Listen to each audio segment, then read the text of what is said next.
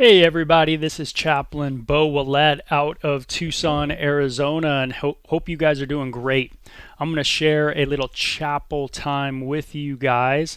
And I first want to start by a passage in the Bible. It's in the book of Romans, chapter 2.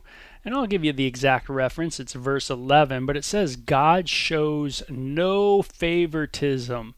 None. No favorites, man. How about that? And in contrast with us as human beings, we tend to show a lot of favoritism at times. And we can always count on God to show no favorites. He sees us all the same. Now, the Bible, because of that truth, it's important for us to understand that our life should reflect the life of God. That's what we're going towards. That's our goal, if you will. And that's the ideal. That's the ideal part of what we're trying to do, is to not show favorites and to treat everybody equally. And what we learn from the Bible is some really cool principles, and then we see really people's lives changed by the love of God in this idea of showing favorites. The first thing we have to understand is the Bible teaches in the book of Acts that we all come from one family.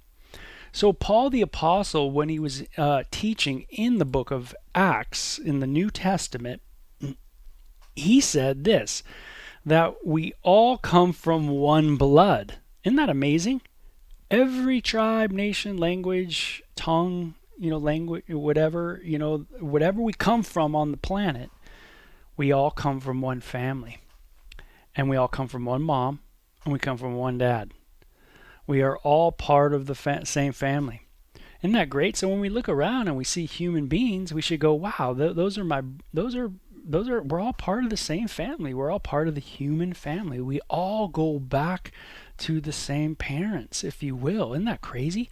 We're 1 millionth cousins, I guess, or whatever it is. You know what I mean? We're all this, we're all that, but we're all related somewhat. And if that's true, and the Bible's speaking truth about that, then you know what? It changes the way you think of things. All of a sudden, you start walking down the road and you start going, man, you don't look at people as being different from you. You look at people and you go, man, they're part of me. We're all part of the same people. Isn't that great?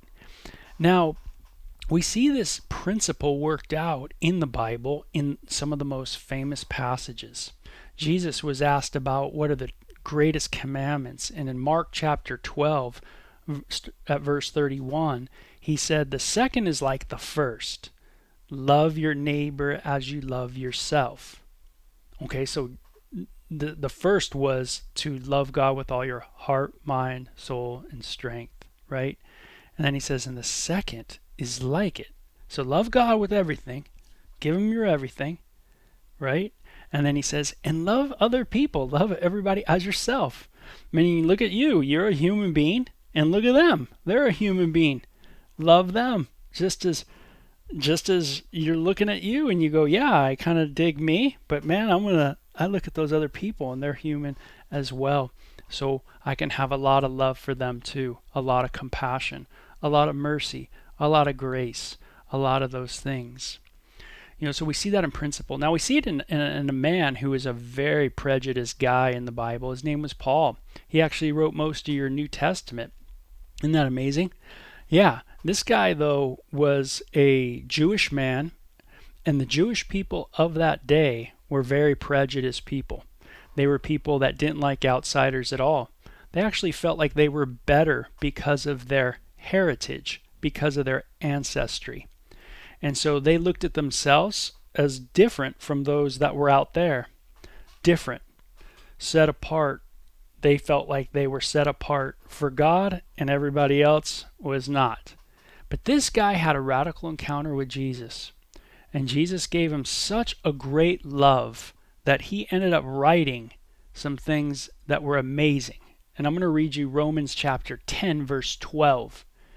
He says, for there is no difference between Jew and Greek. The same Lord is Lord of all and gives richly to all who call upon him. Now, coming from a prejudiced guy, that's a pretty big statement. He says there is no difference between the Jewish person and the non-Jewish person. We are all one in Christ, and everybody who calls on the name of the Lord is going to be saved. Doesn't matter what your background is. Doesn't matter what you look like. It doesn't matter any of that. It doesn't matter if you're rich or you're poor. None of that matters. Everybody is united in Jesus Christ. And that's the beautiful thing about Jesus.